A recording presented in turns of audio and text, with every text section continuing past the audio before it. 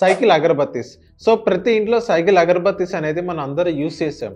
So, ఇప్పుడు cycle అగరబత్తీస్ ఎలా start అయిందంటే 1948లో ఎన్ రంగారావు అనే వ్యక్తి తన వైఫ్ దగ్గర బంగారం తీసుకొని బ్యాంక్ నుంచి లోన్ తెచ్చుకున్నాడు. ఎంత ఒక 500 మాత్రమే అప్పుడు ఆ రోజుల్లో.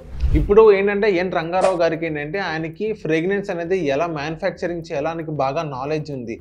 అది కాకుండా ఆయన ఫారెన్ నుంచి బుక్స్ తీసుకొచ్చి అక్కడ ఆయన దగ్గర పెట్టుకునేటాడు. ఐ మీన్ చదువుకునేటాడు. ఏ ఫ్రేగ్రెన్స్ ఎలా తయారు చేయాలనేది. ఇంకోటి అయితే ఏ నోట్స్ ఎక్కడ ఎలా పెట్టాలని ఆయన బాగా స్టడీ చేసేటోడు. సో, అలాగే ఆయన అగరబత్తీస్ అనేది ఆయన స్టార్ట్ చేయడం జరిగింది. దానికి సైకిల్ బ్రాండ్ అని పేరు పెట్టడం జరిగింది. సో, ఇక్కడ మీరు చూసుకున్నట్లయితే ప్రతి షాప్ కీపర్ ఆయన షాప్ దగ్గరికి వెళ్ళేటప్పుడు అగరబత్తీస్ అనేది అక్కడ రిజెక్ట్ చేసేటోడు. కొన్ని వందల షాప్ కీపర్స్ దగ్గరికి వెళ్ళి అందరు రిజెక్ట్ చేసేటోళ్ళు. సో, ఇప్పుడు ఆయన కొంచెం స్మార్ట్ గా గేమ్ ఆడారు. అక్కడ మీరు చూస్తున్నట్లయితే ప్రతి షాప్ కీపర్ అనేది రిజెక్ట్ చేసేటోళ్ళు. కానీ ఆయన అగరబత్తీస్ అనేది షాప్ బయట ఆయన లైట్ చేసి ఆయన వదిలేసాడు. సో, ఎవరైనా అక్కడ దగ్గర కస్టమర్స్ వచ్చేటప్పుడు ఆ స్మెల్ అనేది వాళ్ళు చూసేటోళ్ళు అనమాట. స్మెల్ చూసిన తర్వాత అక్కడ కొంచెం అట్రాక్ట్ అయ్యాడు. ఐ మీన్ ఈ స్మెల్ అనేది బాగుంది, ఈ అగరబత్తీస్ ఉన్నాయా అని. సో, ఇదేంటంటే గొరిల్లా మార్కెటింగ్ అని అంటారు.